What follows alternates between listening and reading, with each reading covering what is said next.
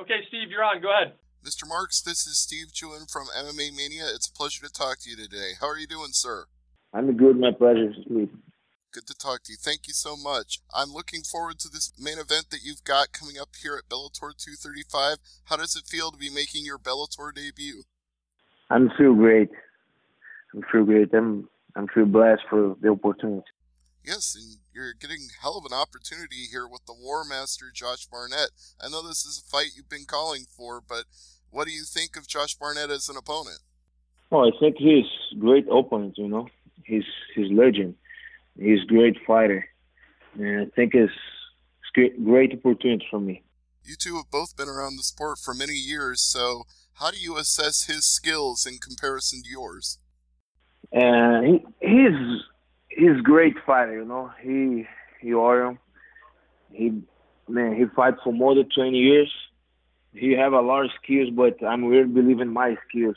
Both got an excellent record overall, so I know Josh Barnett has been out of action for a few years, USADA and other problems that he's had, so do you think he'll be a little rusty for this fight?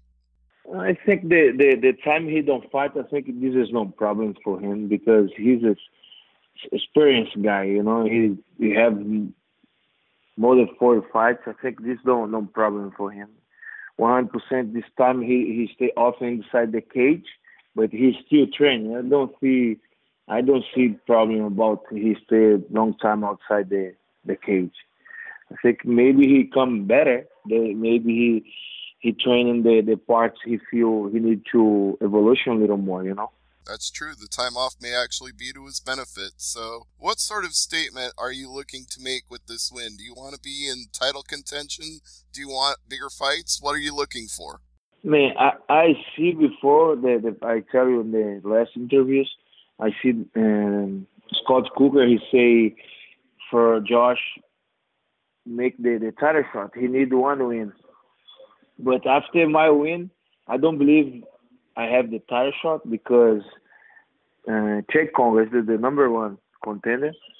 I don't like to disrespect nobody in the division, but I see Ryan Bader. He's busy with his light old belt too. And maybe I don't know, but I see interview maybe he fight in March. He defended his light heavyweight belt, and I'm really like to fight Congo maybe for interim belt, because it's no fair for the division stop waiting.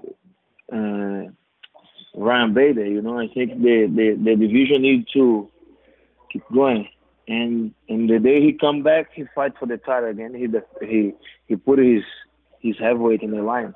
Well, you've laid out an interesting scenario there, and you're right. There are unresolved issues between Czech Congo and Ryan Bader, which means Congo should still be the number one contender. So, if I understand correctly, you're proposing a fight with Congo for the interim title, and then a unification bout with Bader when he's ready.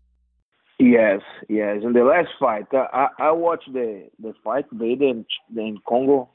I don't see Bader do nothing wrong. I think Congo a little cheaty. I think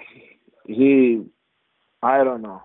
No, Congo has been accused of that before. I've seen fights where he's been blatantly grabbing the shorts of his opponents and blatantly grabbing the cage, and somehow Congo seems to get away with those things. But then again, a guy his size can get away with a lot.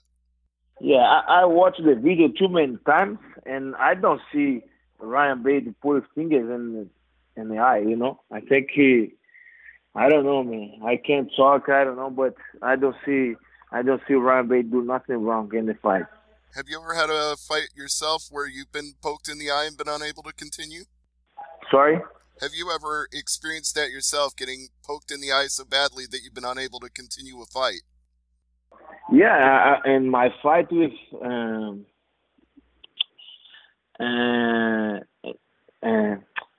Your Homer in UFC, he put the finger inside my eye. I take little time, 1 minute or minute and a half, and come back in the fight, Yeah, it seems like something most fighters can recover from, so I'm kind of surprised that didn't happen in the Bader versus Congo fight, but it is what it is, so we'll see if that shapes out. But in the meantime, Well, you've talked about Scott Coker already and what he said about Josh Barnett. What is your relationship like with Scott Coker? Man, I never talked to him. I'm just come in the company right now. This I tell you guys, I'm feeling. I think I'm after win Josh. I think it's good idea for us for fighting interim belt me and Congo because I think the division don't stop. Don't wait for Bader. But I respect everyone. I respect everyone in the division. This is what I think, but it's not my opinion. I respect everything what Bellator say. I'm gonna do. Because I have contract with Bellator. I can't say, oh, I'm gonna do this. I'm gonna do that. No, but this is not my decision. This is the Scott Cooker decision and the Bellator, the born from Bellator decision. It's not my. This is I think.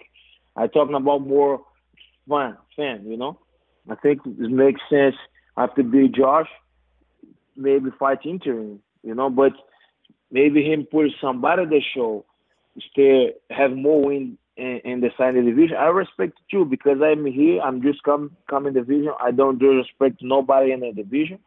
I'm really understand everything. It is what it is, man. With your Bellator contract, does that mean that you're now done with Professional Fighters League, or is there still a chance you could come back to them? No. It's done. All right. Well, you It's done. had an interesting run there, and it turned out more positive than negative overall in the win-loss record. But how are your feelings now that you've left PFL? How's it feel? What? How do you feel about your What experience about PFL? with Ray Sefo and PFL and everybody there? Man, I'm feel great there. I think the promotion, the guys take care of his fighters. I'm I don't come here to talk about negative another promotion, but the PFL in the moment is the best company I'm fighting in my life. You know, the guy is amazing. I'm so proud for make part of this company. I'm gonna say thanks, guy, for the opportunity and take me there. But now I have different story. Now I'm fight for Bellator. I think I hope I stay a long time in Bellator for in my mind. I stay there for the moment to stop my career there. I really like stay there for 10 years inside the Bellator. Well, you're only 31 right now, so going 10 more years doesn't seem unrealistic. We've seen heavyweight fighters fight into their 40s, so is that a timeline for you? Do you believe at the end of the next decade you'll still be fighting? Yeah, I believe I'm still fighting minimum 8 more years, but in my mind, yeah, 8 9 years. For 40 years old, I healthy. I don't have injuries. That's just what I was about to ask you, was if there were any lingering injuries bothering you that you could see disrupting that plan. Yeah, and especially right now, I don't need to cut weight. Yeah, that is another advantage of being heavyweight, is that you don't have to worry about missing weight. You can pretty much do what you want. Because people see I cut weight only in UFC and for make 185, but it's not true. I start cut weight 15 years old. I compete a lot of jiu-jitsu no gi in Brazil. I need to cut. It's not much, but 10, 12 pounds, 10 pounds. But for competing the same day. I start cut weight too early. I'm 15 years old in that time. And back the day, I think this a long time in my life I cut weight, more the 15 years. And one day your counts come. Right. Your body, my body, you need sometimes you need to listen to your body. And I think the most problem I tell before in the last interview, before I make 185, all the time I walk in 225, 230 for fight 205, and I eating a lot. After the time off, I eat a lot of shit, a lot of trash food, and I can pass in 230. And the day I make 185, my weight come to 40, 245, and broken my body. Yeah, there's only so long. 145 definitely broken my body. Yeah, there's only so long you can do that before your kidneys and your liver and other parts of your body just start to say, enough is enough. That's too much water. That's too much weight. It's time to change weight classes or change career. Yes. I'm glad you've made the healthy choice. Yeah, I believe this Yeah, too. it's going to work out better for you for the long run. And heavyweight is a wide open division right now in Bellator, so there's a lot of opportunity for you fighting at heavyweight. Open division? With Bader being so inactive of late, there's lots of fights to be made. You've talked about Czech Congo, but there's lots of other competitors. Sergey Karatanov is another fighter I could see you fighting. Yeah, I see. I don't know. What's the name of the guy who win Karidonov the last fight? Yes. I think he is good fight too, because he come about very good wins, you know. He's got a very fight-friendly style. He likes to throw big bombs and stand and trade, and that's what a lot of fans want to see heavyweights do. Yeah, and you have Frank Mitchell, you know, in the division. You have a lot of good names. Indeed. So it's going to be an excellent run for you in Bellator, and I'm looking forward to the start of it at Bellator 235. Are you looking forward to the trip to Hawaii? Are you going to get to enjoy it all besides the fight?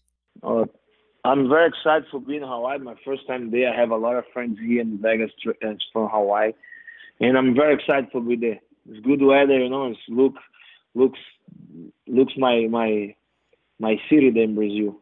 I wish I was going to Hawaii. It's snowing where I am today, so I wouldn't mind if I was going there myself. That's probably not in the cards for me. So, Ronny, I want to say thank you for the time and give you a chance to plug teammates and sponsors and thank anybody that you'd like. I'm going to say thanks my whole team, you know. I'm going to say thanks my team in Brazil, Nova Union. I'm going to say thanks the whole coach and the Extreme Couture and the Drive Day Jiu-Jitsu. A lot of guys, they help me in the grappling, you know. Marcelo Nunes, the guy have made Jiu-Jitsu. He helped me a lot. I'm going to say thanks my friends, Caio Alencar and Felipe Lins, the guys come from Florida to help me here in Vegas. And the whole coach, the sponsor, everybody. I'm going to say thanks everybody to help me. All right. Well, Nova and Yao and Extreme Couture are both legendary teams, so we respect them greatly, and we respect you greatly, Ronny. Obrigado. Thank you for taking the interview today. And de nada. And thank you, Dan, as well. All right. Thanks, Steve. Thanks, Ronny. Right, brother. Right, brother. Bye-bye. Thank you, sir.